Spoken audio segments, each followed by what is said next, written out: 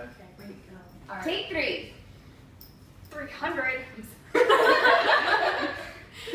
Hi everybody. Thank you so much for sending in all of your great questions to all of us here at the Backdrop.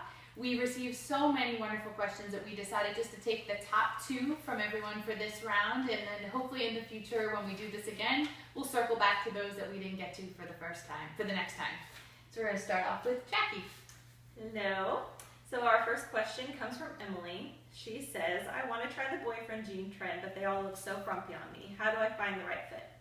Well, Emily, you look for a jean that fits at the hip and then goes out toward the bottom of your leg. And you want to look for natural distressors, so at the hip, at the knee, toward the bottom, and you always want to roll the cuff up so there's more volume at the top and at the bottom. It all evens out, will make you look slim, and that's your best boyfriend jean. That's good advice, because I've actually been looking for a pair of boyfriend jeans forever, and I just can't figure it out. I like that. That's why we're here. Okay, my first question is from Jessica, and she asks, what's the biggest struggle as a woman in business?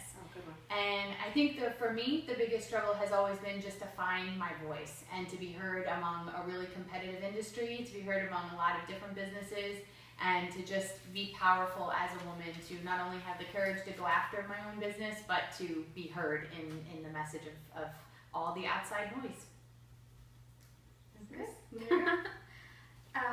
My first question is from Jennifer, and she says, what is your favorite typeface? Just simple and clean. Obviously a sans serif, it has to be open sans. It has 18 weights, everything from thin to extra heavy, so it covers everything. You can use it all in the same family, but still whatever feeling you're trying to convey, you can still convey that because of all the different weights. So that's it. Thanks.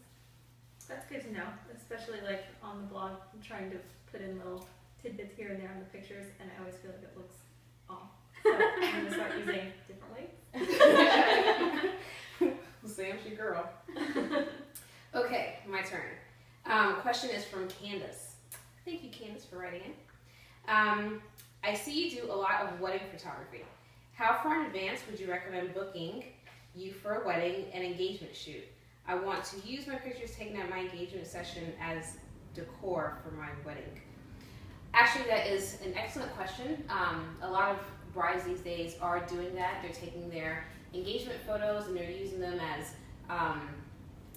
decor. They're either hanging up or doing a slideshow for their weddings, or decorating their tables with the different pictures with them and their fiance.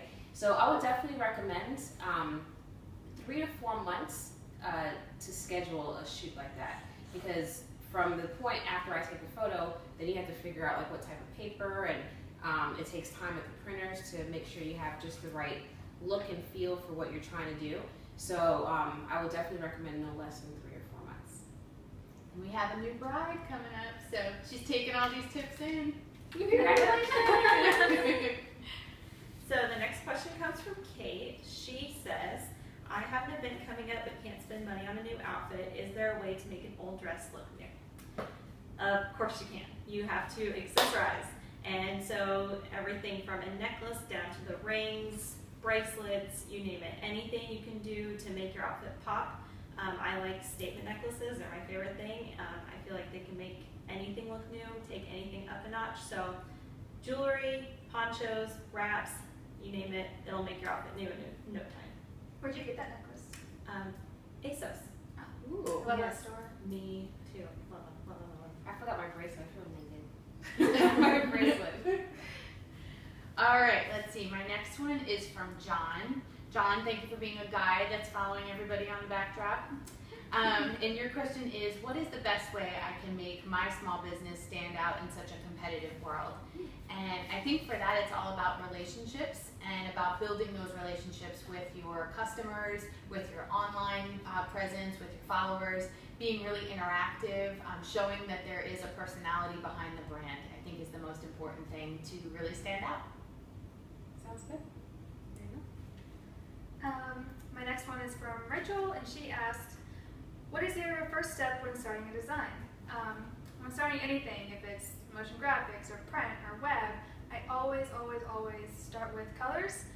Once I have my color palette, everything just flows. If I can't figure out my colors, it's it's like my whole design is just stalled until I have that first step done.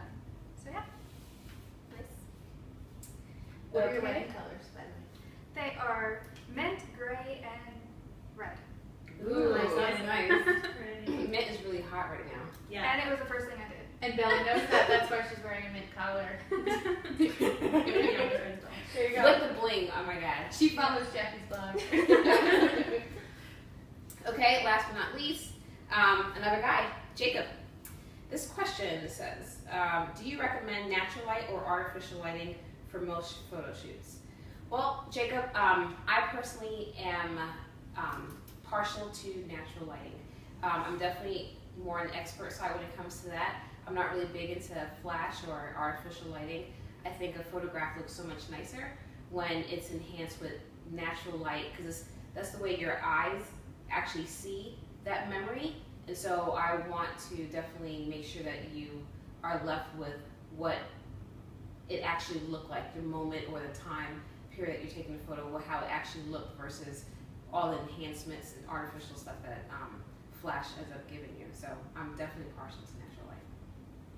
Sounds good. We'll have to do our next video outside. Yes. There you go.